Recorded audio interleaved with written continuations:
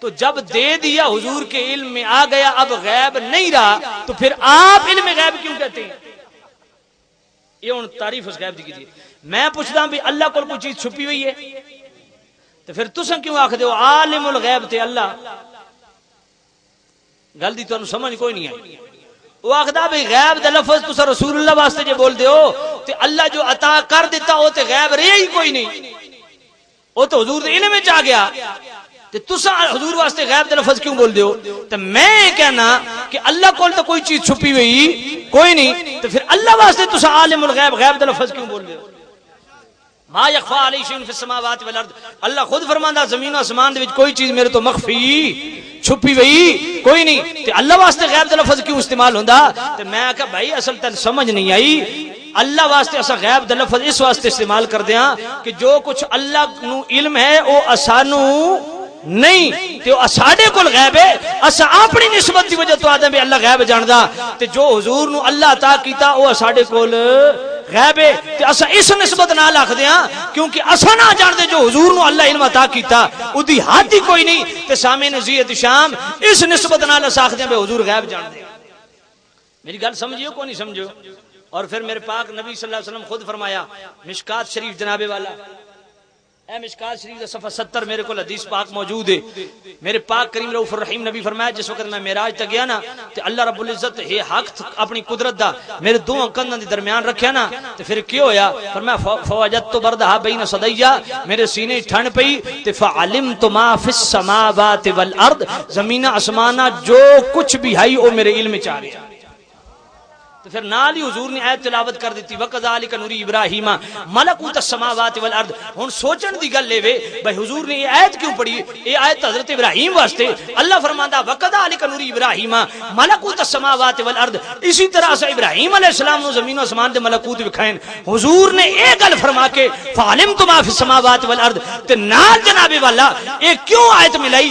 ایدی وجہ ہے وے کہ جناب والا اس آیت نو بھی آقا کریم صلی اللہ علیہ وسلم نال تعلق ہے. کہ تعلق ہے؟ اللہ فرماندا وَكَذَلِكَ نُرِي إِبْرَاهِيمَ مَلَكُوتَ السَّمَاوَاتِ وَالْأَرْضِ.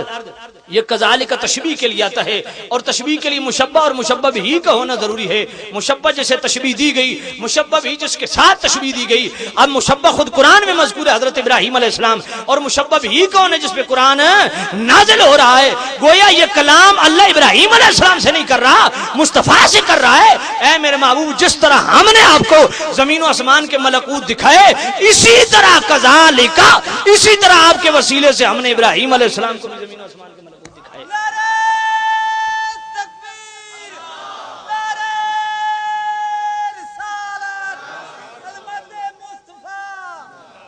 یار ویڈیو رکھ توجہ کرنا سامعین زید شام.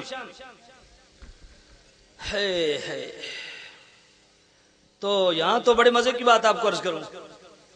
یہ جناب والا میرے پاس مجموعہ فوائد عثمانیہ، اور یہ حضرت خواجہ محمد عثمان دامانی رحمت اللہ علیہ کون ہیں؟ یہ وہ ہستی ہیں کہ جناب والا غلام اللہ خان تعلیم القرآن والا پنڈی، اس کا استاد حسین علی کے جناب والا مرشد خواجہ عثمان دامانی رحمت اللہ علیہ. 246 تے ذرا مزے دی گل تانوں سناواں.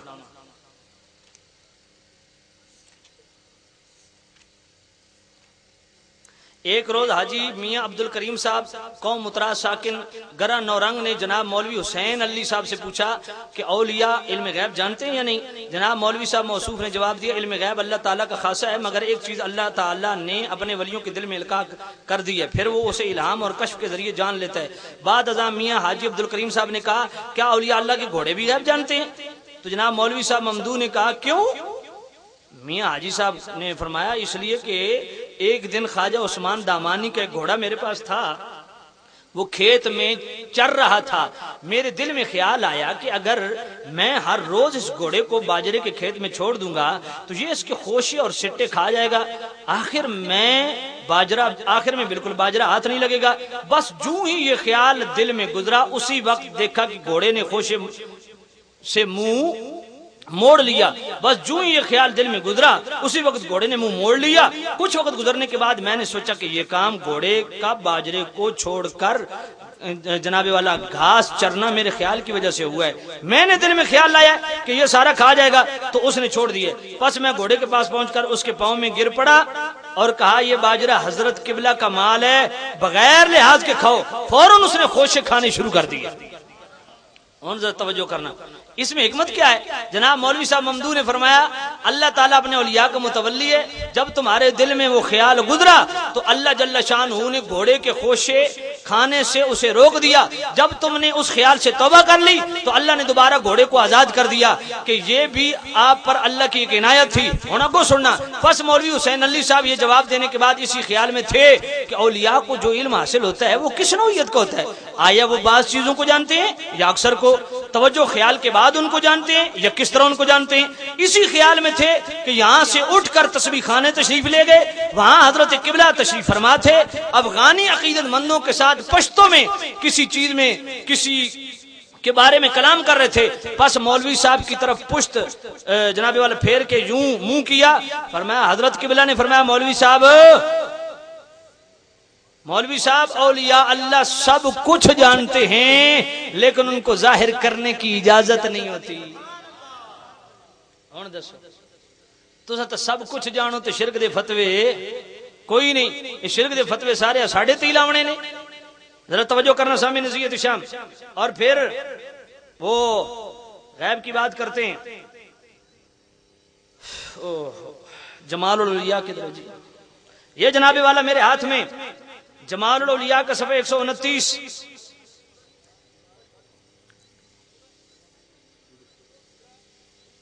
بھئی مجھے اس بات کا احساس ہے کہ آج آپ کا ذوق جو ہے وہ پورا نہیں ہو رہا، لیکن یہ بات ضروری ہے، اس لیے مہربانی فرمائیں گے، آپ محسوس نہیں فرمائیں گے۔ تو جناب والا یہ جمال الاولیاء اشرف علی تھانوی کی صفحہ 129۔ اشرف علی تھانوی کہتا ہے کہ جناب والا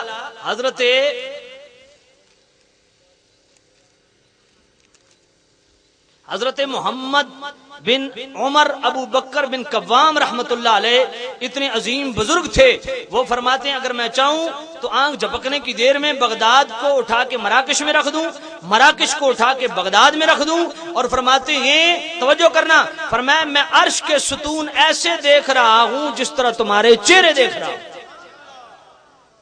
ہن دسو عرش کتھے وے؟ ستاں آسماناں، پوچھو ستاں آسماناں، بولو تے صحیح، ستاں آسماناں پار تے بزرگ اتھے ویکھ رہے ہیں۔ ہن اگلی گل سننا، صفحہ 136 اے جمال الاولیاء اشرف علی تھانوی صاحب لکھ دیں کہ حضرت ابو عبداللہ محمد بن یعقوب یہ ایسے فقیہ اور اتنے بڑے عظیم بزرگ تھے، جب کسی حاجت کے لیے جناب والا ہاں فرماتے ہیں فقیہ کہتے ہیں کہ میں جب بھی کسی حاجت کے لیے اٹھا تو آسمان میں لکھا ہوا دیکھ لیتا تھا کہ یہ پوری ہوگی یا نہیں ہوگی۔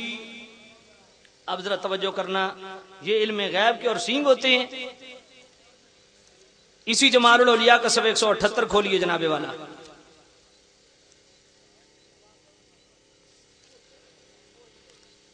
حضرت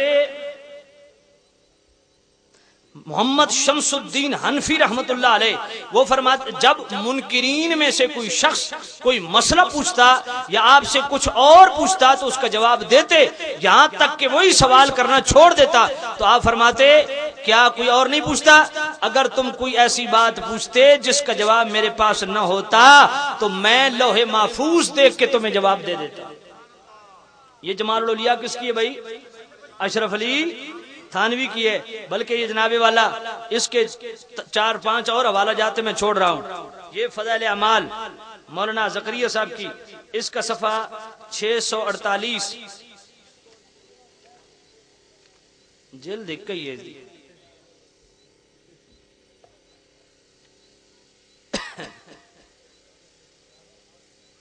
صفحہ 648 یہ جناب والا امام اعظم ابو حنیفہ رحمۃ اللہ علیہ کے متعلق مولانا زکریا صاحب نے لکھا ہے کہ امام شعرانی میزان الکبریٰ میں لکھتے ہیں کہ حضرت امام اعظم رضی اللہ تعالیٰ عنہ جب کسی شخص کو وضو کرتے دیکھتے تو اس پانی میں جو گناہ دھلتا ہوا نظر آتا اس کو معلوم کر لیتے، اور یہ بھی معلوم ہو جاتا کہ کبیرہ گناہ ہے یا صغیرہ، مکروہ فعل ہے یا خلاف اولا، جیسا کہ حسی چیزیں نظر آیا کرتی ہیں اسی طرح یہ بھی معلوم ہو جاتا تھا۔ چنانچہ ایک دفعہ کوفے کی جامع مسجد کے وضو خانے میں تشریف فرما تھے، ایک جوان وضو کر رہا تھا، اس کے وضو کا پانی گرتے ہوا آپ نے دیکھا، اس کو